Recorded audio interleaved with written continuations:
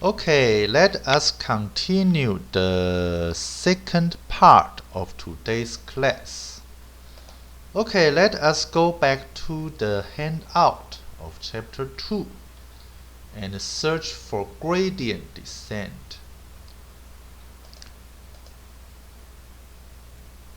Okay, here.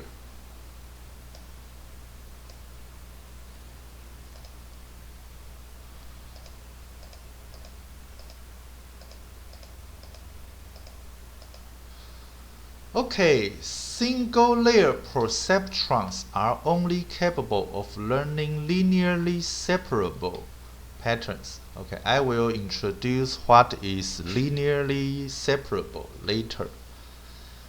In 1969, in a famous monograph, okay, I will introduce what is monograph later. Okay, entitled Perceptrons, Marvin Minsky. I will introduce who is Marvin Minsky later. And Seymour Papert showed that it was impossible for a single layer perceptron network to learn an XOR function. Okay, nonetheless, I will introduce what is the meaning of nonetheless later. It was known that multi-layer perceptrons are capable of producing any possible Boolean function. Okay. Okay, next. Although a single threshold unit is quite limited in its computational power, it has been shown that networks of parallel threshold units can approximate any continuous function. Okay, what is the meaning of approximating any continuous function? Okay, I will introduce it later if we have time. Okay, from a compact interval of the real numbers into the closed interval from -1 to 1. Okay, this result can be found in Peter Auer, Harold Bergsteiner, and Wolfgang Mass. Okay. A learning rule for very simple universal approximators consisting of a single layer of perceptrons.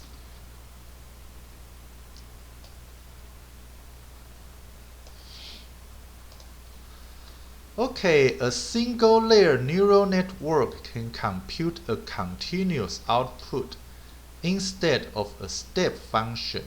Okay, I will introduce what is a step function later. A common choice is the so-called logistic function. Okay, so f of x is equal to 1 over 1 plus exponential negative x. Okay, this is the logistic function. Okay, with this choice, the single layer network is identical to the logistic regression model.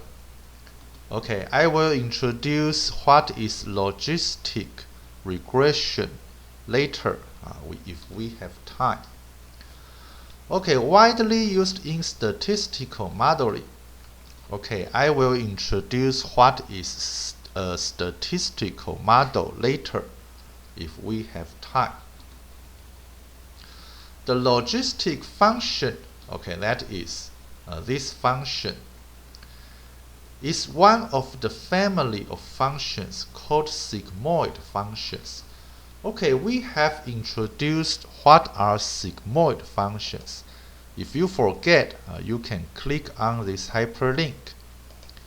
And this handout will jump to the solution. Okay. To problem 1, what is sigmoid? On page 62. Okay, let us go back to the sigmoid function.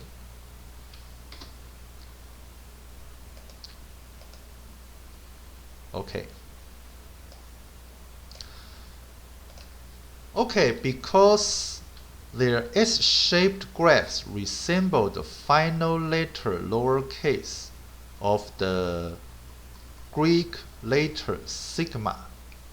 Okay, so it has a continuous derivative. Okay, what does it refer to? Okay, it means the logistic function. Okay, you can take the derivative of this function with respect to x, and you can find that the derivative of this function is also a continuous function, okay, which allows it to be used in backpropagation. Okay, we will introduce what is backpropagation later, okay, if we have time. Okay, this function is also preferred because its derivative is easily calculated. Okay, let us see. F prime of x is equal to f of x times 1 minus f of x. Okay, so why does this equation hold? Okay, we can prove this equation. Okay, so let me use the blackboard. Okay, because I do not have a blackboard now, so let me use the Microsoft Word instead. Okay, so this is chapter 2, page 71, hand out, problem 1. Okay, proof equation 92. Okay, it is 92. Oh, sorry, 94. 94. Okay. Okay, solution.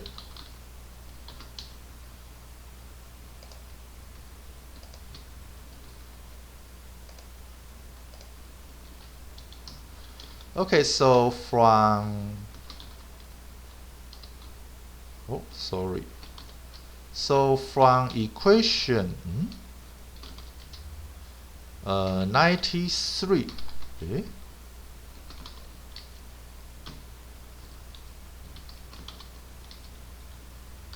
we know that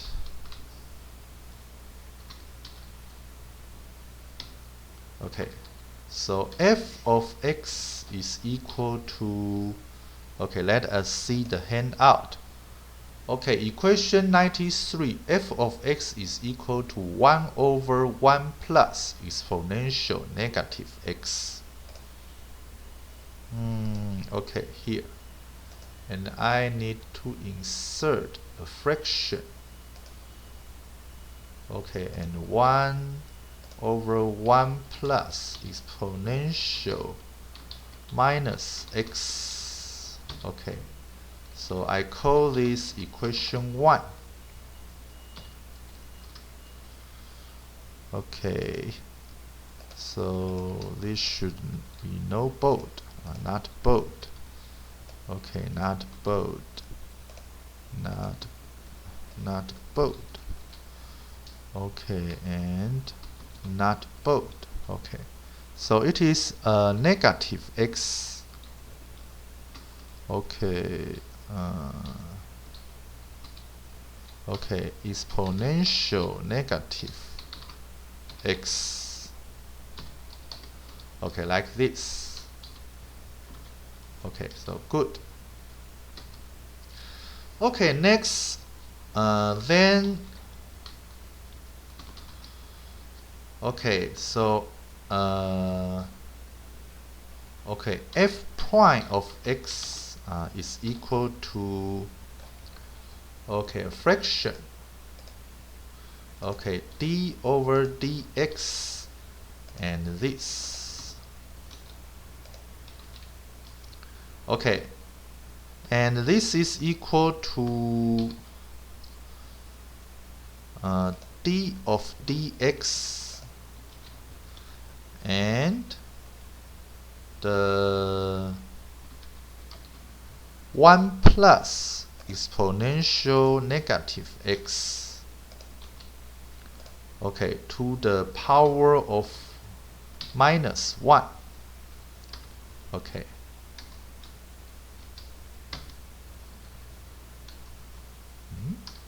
Okay, good.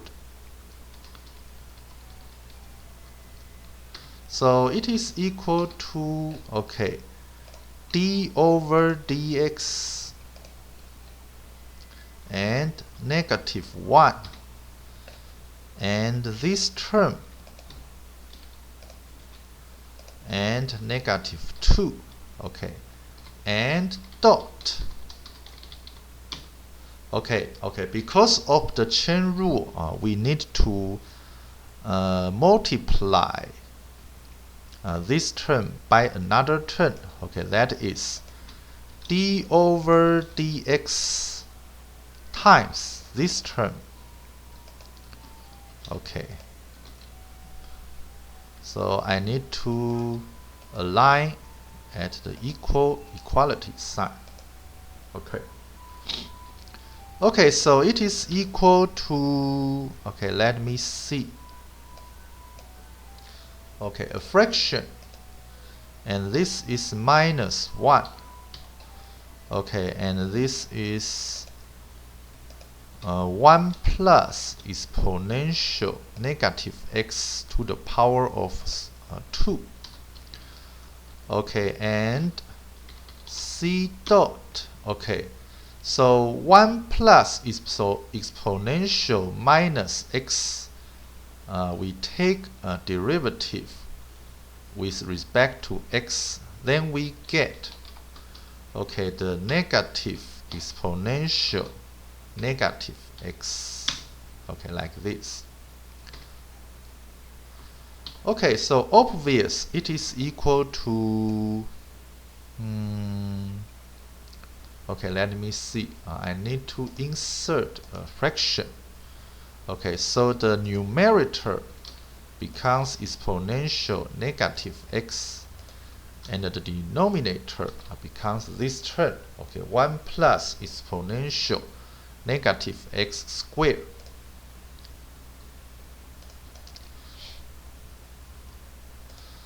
Okay, let us go back to handout, because finally we need to organize the equation as this form: f of x times 1 minus f of x.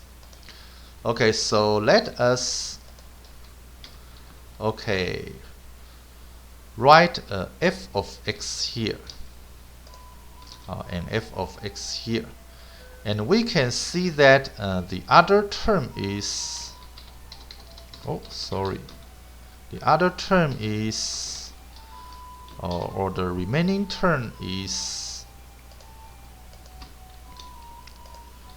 okay, like is this. Okay, exponential negative x over 1 plus exponential negative x. Okay, so this is equal to, okay, this term, okay, times 1 minus,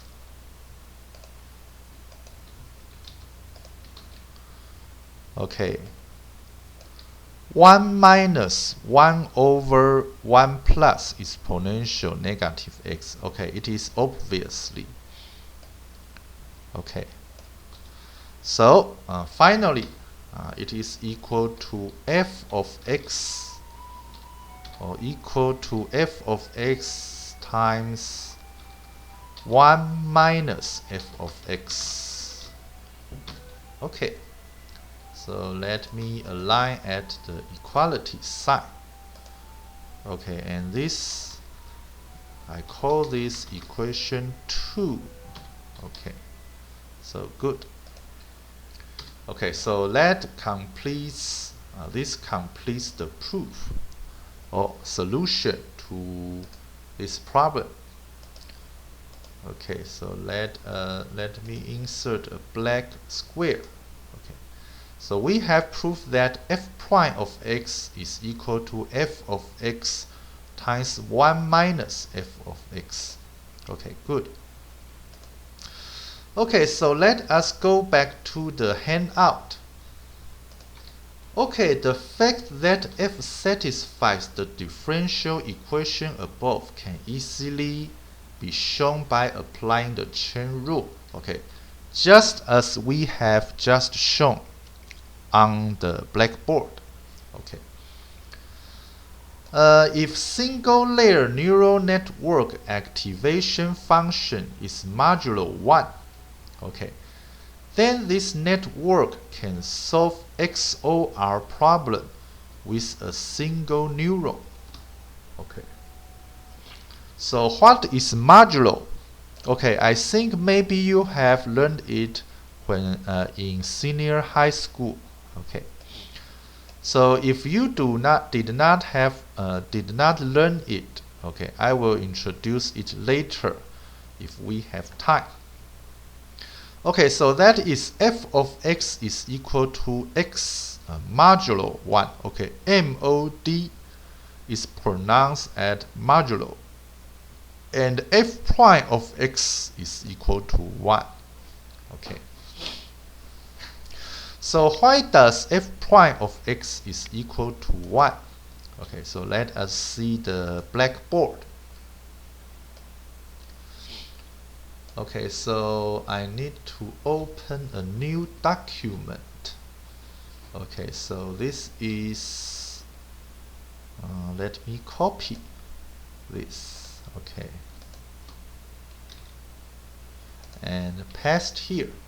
Okay, chapter 2, page 71, handout. Problem 2. Okay, prove equation 96.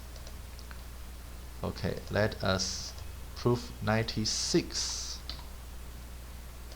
Okay, solution from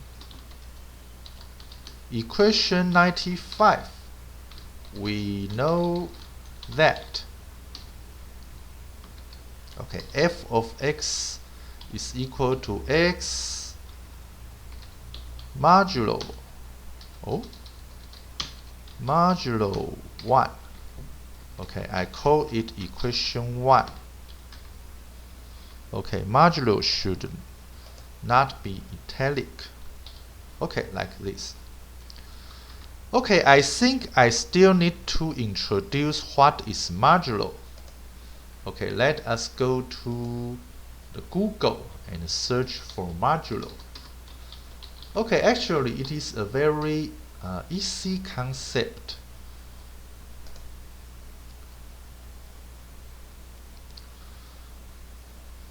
Okay, let us see the English version. Okay, modulo operation. Okay, let me see. We do not need to see this all. Okay, just begin at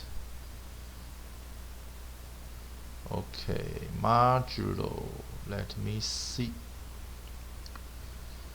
Modulo. Okay.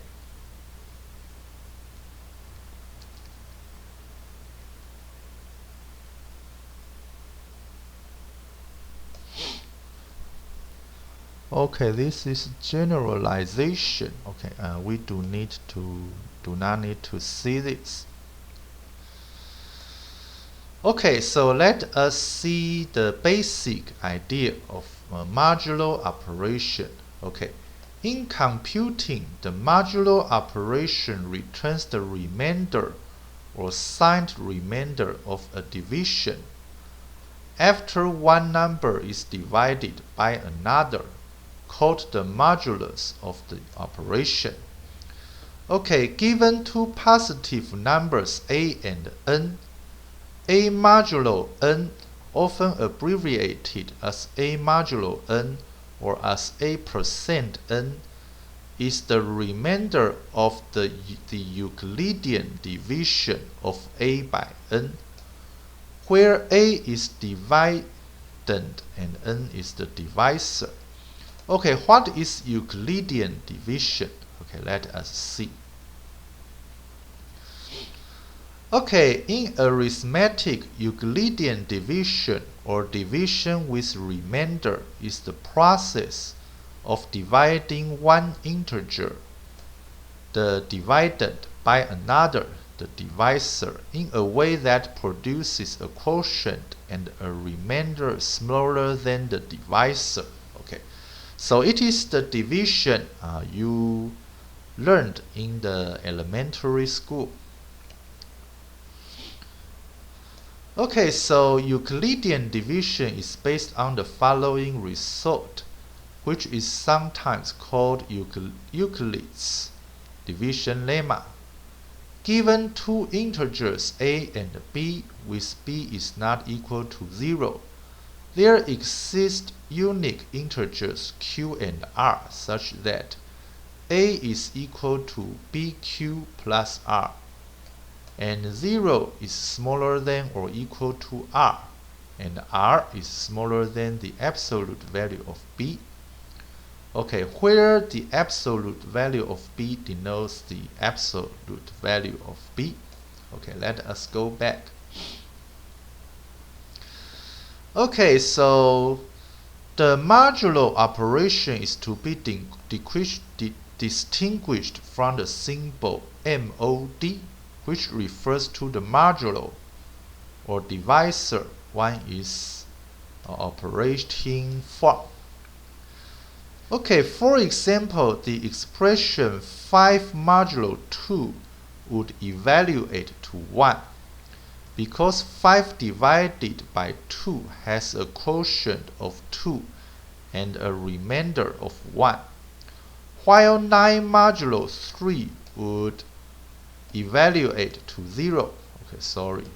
Evaluate to 0 because the division of 9 by 3 has a quotient of 3 and a remainder of 0. There is nothing to subtract from 9 after multiplying 3 times 3. Okay, so now you can know that what is a modular or modulo. Okay.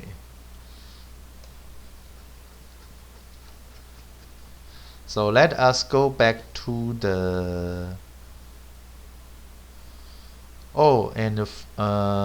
we need to explain another thing. Okay, so please see this figure. Okay, this is a positive divisor and it is a negative divisor. Okay, we only focus on the positive divisor. Okay, quotient q, the red one, and the green one, a remainder r, as functions of dividend a using truncated division. Okay, what is truncated division? Let us see.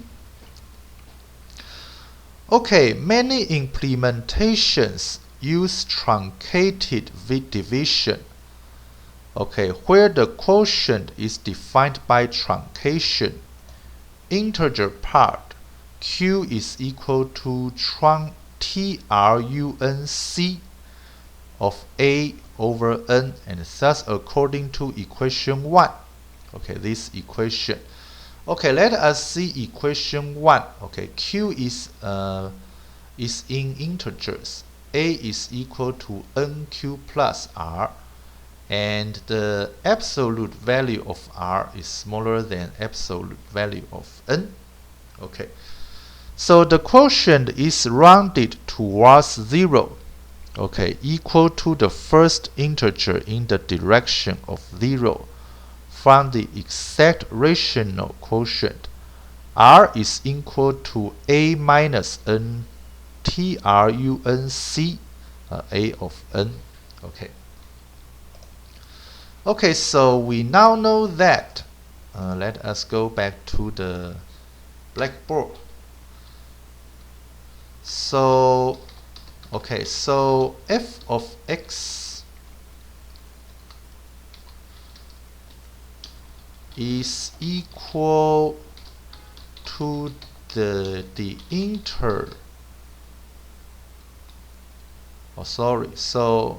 equal to the x Oh, sorry, not this.